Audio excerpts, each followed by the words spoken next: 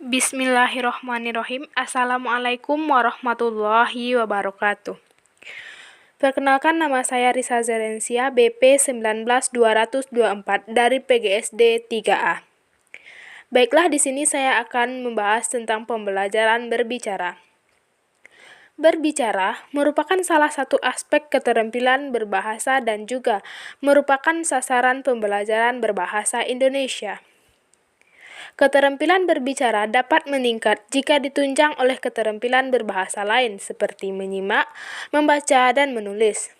Keterampilan berbicara ini sangat penting posisinya dalam kegiatan belajar mengajar. Pentingnya keterampilan berbicara bukan saja bagi guru, tetapi juga bagi siswa sebagai subjek dan objek didik. Berbicara adalah kemampuan mengungkapkan bunyi-bunyi artikulasi atau kata-kata untuk mengekspresikan, menyatakan, serta menyampaikan pikiran, gagasan, dan perasaan. Berbicara merupakan suatu keterampilan, dan keterampilan tidak akan berkembang kalau tidak dilatih secara terus-menerus. Oleh karena itu, kepandaian berbicara tidak akan dikuasai dengan baik tanpa dilatih. Apabila selalu dilatih, keterampilan berbicara tentu akan semakin baik.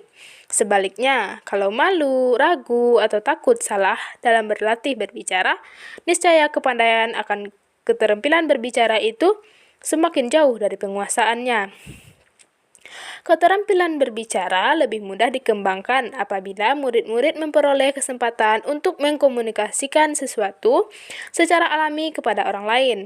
Dalam kesempatan yang bersifat informal, selama kegiatan belajar di sekolah, guru menciptakan berbagai lapangan pengalaman yang memungkinkan murid-murid mengembangkan kemampuan berbicaranya.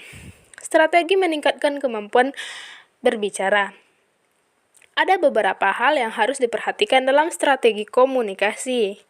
Yang pertama itu menggunakan kata-kata yang banyak atau tidak langsung, tidak to the point.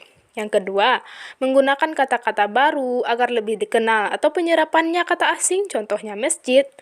Yang ketiga, menggunakan kata-kata umum atau sudah dikenal. Yang keempat, menggunakan ekspresi atau alih kode, contohnya menggunakan bahasa sopan pada orang yang lebih tua.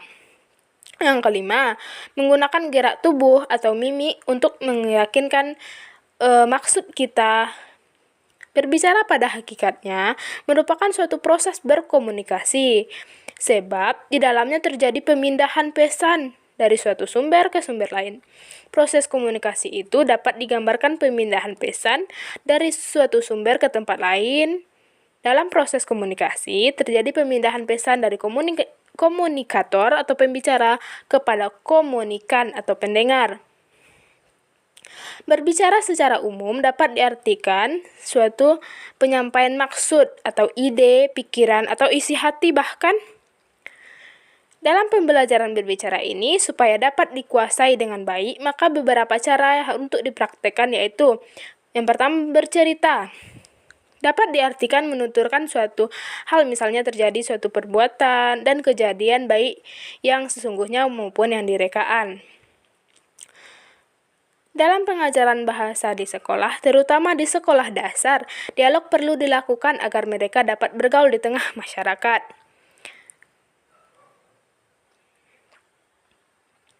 Dalam buku pengajaran dikemukakan beberapa contoh perkembangan agar dapat dipraktikkan secara berpasangan seperti melakukan percakapan sederhana tentang pengalaman atau kegiatan sehari-hari, melakukan percakapan tentang peristiwa yang terjadi di lingkungannya, membaca teks percakapan tentang suatu kegiatan mungkin, melakukan percakapan berdasarkan gambar atau benda-benda di sekitarnya.